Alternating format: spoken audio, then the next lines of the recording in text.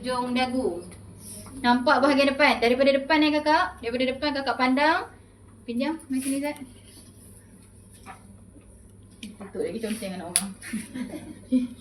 Okey, kakak tengok Sekarang ni simetrikal yang pertama adalah hujung anak rambut di hujung atas. Sekarang kakak nampak tak dia punya double chin? Bawah ni nampak. Aku suruh tengok depan. Depan. Okey, daripada depan nampak tak?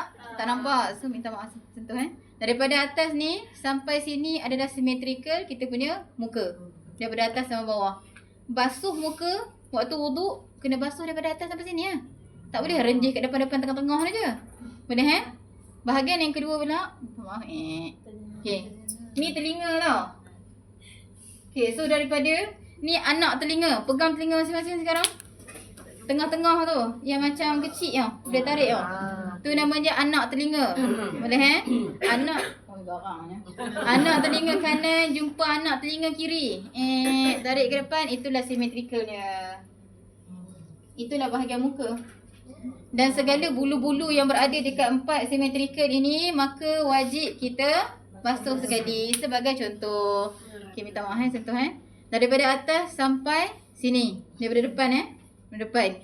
Daripada tepi sini anak telinga dia sampai anak telinga sebelah sini. Simetrikal bahagian kiri kanan Sekarang ni daripada atas sini. Tengok baik-baik bulu-bulu yang kita jumpa. Yang pertama bulu yang kita jumpa adalah kening. Kalau kening tebal sangat, adik ni kategori kening tebal. Okey, ni kategori kening tebal. Ada orang kening, ada kening tau. Sama, rata. Okey, kening dia tak tebal. Maka kalau anda kata kategori kening tebal ni gosok-gosok sikit. Orang kata orang aku pun kening tebal juga. Macam tu, kena gosok-gosok sikit. Faham Next, bawah kita jumpa apa? Bulu mata. Bulu mata dia. Wajib kita tak basuh. Kalau pakai maskara, cabut. Boleh remove maskara awak, gosok-gosok. Barulah sah. Kalau anda kata awak pakai maskara, ambil uduk tak sah. Dengar nak make up tak ada masalah. Yang penting remove dulu sebelum ambil uduk. Kemudian bawah sikit. Kalau ada bulu hidung. Dia ni tak ada dah bulu hidung. Tak senonoh sangat perempuan ada bulu hidung. Okey, kalau ada bulu hidung kena basuh ke tidak? Basuh. Okey, kalau lelaki-lelaki yang kadang kena basuh lah. Tapi ada sebahagian perempuan yang ada bulu hidung. Boleh Okey, next bawah. Ada misai.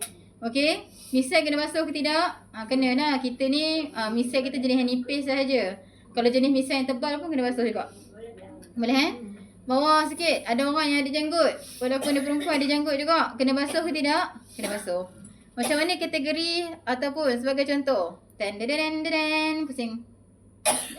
Sekarang ni anak telinga kita dekat sini kakak. Ada rambut tak depan anak telinga? Ada. Benda tu kita panggil sideburn. Perempuan ada sideburn ke tidak? Ada. Kena basuh waktu wuduk ke tidak? Kena basuh. Wajib ke sunat ke makruh? Harus. Wajib. Kalau tak basuh sah ke tidak? Tak sah. Jadi sebab itulah sebahagian pondok potong bahagian sideburn supaya senanglah nak basuh. Ada setengah orang kalau kakak jenis yang buruk lah Zazah, potong sideburn. Kakak setiap kali ambil wuduk, buka lah ikatan rambut awak. So basuh tu, basuh sekali. Basuh sekali sampai hujung. Tarik bawah keluar tu. Panjang pun lutut. Contoh. Tapi keluarkanlah rambut awak tu. Boleh faham So apa-apa yang ada dekat muka itu yang kita kena basuh. Kalau lelaki macam mana pula? Kalau dia ada sideburn bulu-bulu kat pipi ni dia kena basuh Okay, contoh Ustaz Haidrus. Kategori jambang tu besar ni tu Saya nak tanya wajib ke tidak ustaz garu-garu sampai hujung-hujung? Tak. Ataupun mana Kak Normi? Suami Kak Normi ada janggut. Jangan tengok pula abang kena tak ragu tu abang. Jangan tengok dia punya wuduk dia. Wajib kita nak dia selat janggut dia? Tak wajib.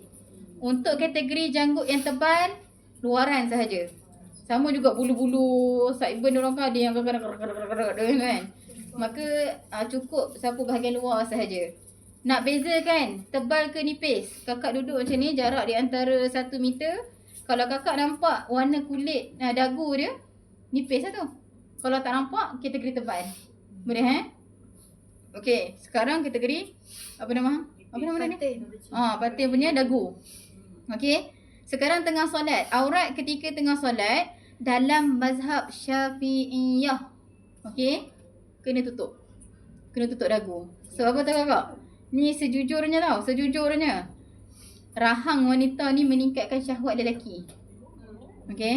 Dia nampak kakak, kakak gelak. Nampak lah macam tu kan. Sorry yang kakak kakak pura-pura lah gelak teruk sikit. Okay. Okay, kakak dia gelak, tiba-tiba nampak lah dia punya tulang kat sini. Dia nampak menggoda. Jawline dia, walaupun kita muka bulat macam donat sekalipun, tapi bila kita macam tu kan, dia bahagian leher, bahagian bawah tu menawan. Kakak faham tak? Boleh meningkatkan syahwat lelaki.